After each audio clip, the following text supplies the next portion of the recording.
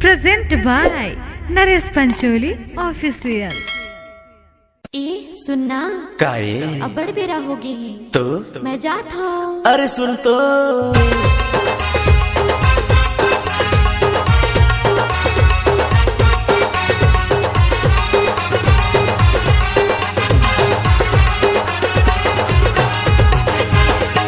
एक कारी टूरी मान जाना रे, अरे आना तो कुन बैठ लेना रे। एक भूरी टूरी मान जाना रे, अरे आना तो कुन बैठ लेना रे। जब ले मैं न देखो तोला माया हो गे तोर से मुना माया मा फसाई डारे रे। अरे सुन तो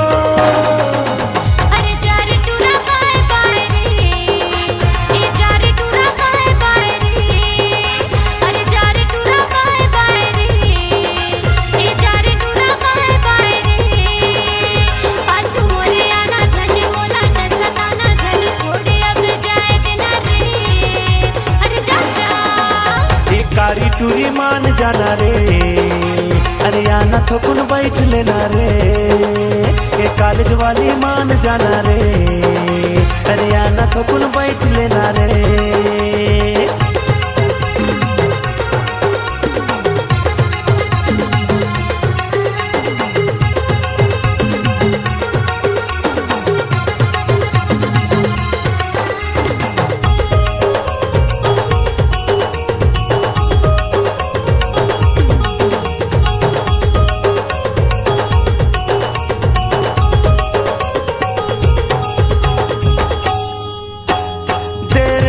आना यो जल्दी से जाना, मन मोरे भरे नहीं वो, मन मोरे भरे नहीं।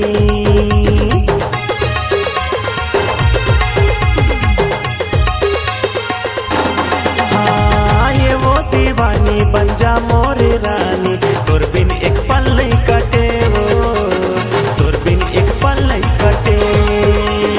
सोचत रहे तो मैं हटोला जपत रहे तो मैं हमारा रानी अब तोर नाम के। सुन तो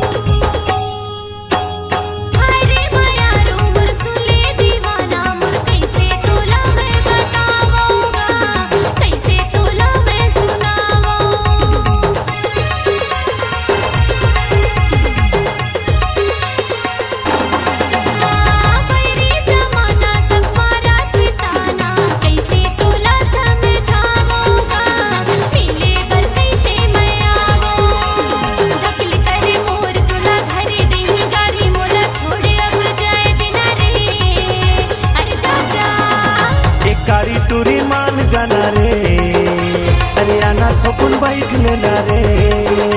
एक कॉलेज वाली मान जाना रे, अरे आना तो कुन बैठ लेना रे। जब ले मैं देखे तोला माया हो गए तोर से मुना माया मा फसाई डारे रे। अरे सुन तो